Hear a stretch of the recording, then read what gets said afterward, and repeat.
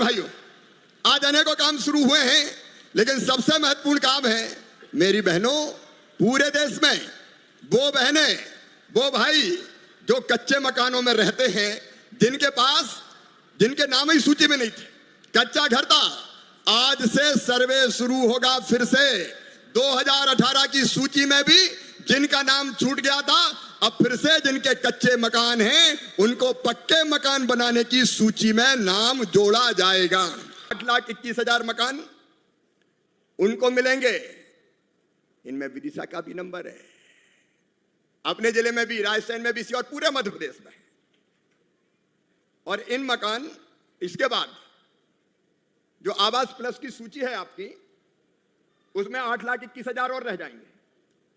तो ये 8,21,000 तो आज, और 8,21,190 अप्रैल मई के महीने में दे दिए जाएंगे। ताली जोर से तो बजाओ, ऐसी मरी मरी बजा रहे।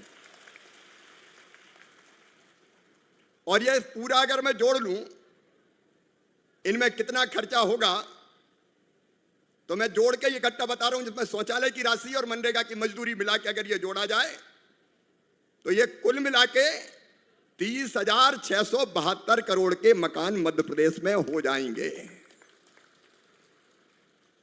और ये ऐसे ऐसे नहीं कर रहा हूं मुख्यमंत्री जी, आपको ये चिट्ठी दे रहा हूं, पूरे काम हो तो पक्का ही। और इसलिए मुख्यमंत्री जी को ये पत्र सौंप रहा हूं मैं। 8,21,190 मकान का। प्रधान जी भी हैं, क्योंकि बनाना उनके मंत्रालय।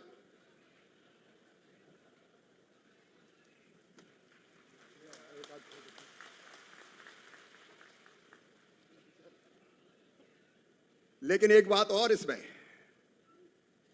यह प्रहलाद जी केवल 11 लाख नहीं हुए, पीएम जनमन के भी 1,59,104 मकान आपको और दिए।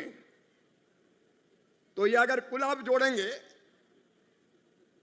तो 11 लाख, 11.5 लाख में, 12 लाख में ये और आप जोड़ेंगे तो लगभग 14 लाख मकान एक साल में मध्य प्रदेश को दिए जा रहे हैं। आज तक कभी नहीं हुआ। मकान ही नहीं, मकान के साथ साथ मनरेगा की भी 5,628 करोड़ रुपए की राशि मध्य प्रदेश को। प्रधानमंत्री ग्रामीण सड़क योजना में अभी 263 करोड़ दिए हैं, लेकिन लगभग 500 करोड़ रुपया और जारी करना है। अभी मुख्यमंत्री जी 500 करोड़ रुपया और प्रधानमंत्री ग्राम सड़क योजना में जारी किए जाएंगे मध्य प्रदेश के लिए, ताकि ग्रामीण सड़कें अपनी ठीक बन सकें। लेकिन एक बात और, जिसका जिक्र प्रधान जी ने किया था, इसके बाद भी कई मकान रह गए जिनका सर्वे सूची में नाम नहीं आया। और गांव में जाते हैं तो हमारे विधायक साथियों को पता है, माताएं बहनें आती घेर लेती है, हमरो तो रहेगा वो कच्चो, देख लो टूटी झुपड़िया में पड़े। इसलिए अब जो मकान रह गए वो भी चिंता ना करें, नया सर्वे प्रारंभ किया जा रहा है। जिनके कच्चे मकान रह गए उनका सर्वे प्रारंभ हो गया है। एक एक गरीब का सर्वे में नाम जोड़ के उनको काम हम कर रहे हैं। एक तो सर्वे करता है अमला, मतलब रेवेन्यू का हो, पंचायत ग्रामीण विकास का हो, लेकिन अब हितग्राही जिसके पास घर नहीं है, कच्चा घर है, वो खुद भी सर्वे कर सकता है। मेरी बात सुनी कि नहीं आपने? खुद भी सर्वे कर सकता है। नहीं, कई के नाम छोड़ देते हैं। कई तरह के परिवर्तन हमने किए थे, जैसे टीन की पहले छत होती थी तो कहते थे इसको मकान नहीं मिलेगा तो पक्का है, वो भी अब कच्चे की श्रेणी में है, उसमें भी कई मकान मिले। लेकिन मैं सर्वे की बात कर रहा था। आपके पास मोबाइल होना चाहिए, आधार नंबर होना चाहिए, उस आधार नंबर को लॉगिन कीजिए और अपना फोटो खींच लीजिए, अपडेट कर दीजिए। वो पूरा का पूरा जो ऐप है उसमें जानकारी का जो कॉलम है वो खुल जाएगा और उसको आप भर दीजिए। मतलब मेरी आमदनी 15,000 रुपए से ज्यादा नहीं है, जो भी शर्तें हैं उनको आप खुद भर दीजिए तो आपका सर्वे की सूची में नाम आ जाएगा, कोई का नाम नहीं छूटेगा। आप अपने मोबाइल से अपना स्व सर्वे, सेल्फ सर्वे कर सकते हैं। अब एक सवाल उठता है कि सेल्फ सर्वे करने पे अगर किसी ने गलत कर दिया तो उसका वेरिफिकेशन करवा लेंगे। और दादा, उस वेरिफिकेशन में हम सेल्फ हेल्प ग्रुप की बहनों को जिम्मेदारी देंगे कि वो वेरिफिकेशन करके आए। नमस्कार जय हिंद साथियों, स्वागत है आपका अपने YouTube चैनल पीके न्यूज में।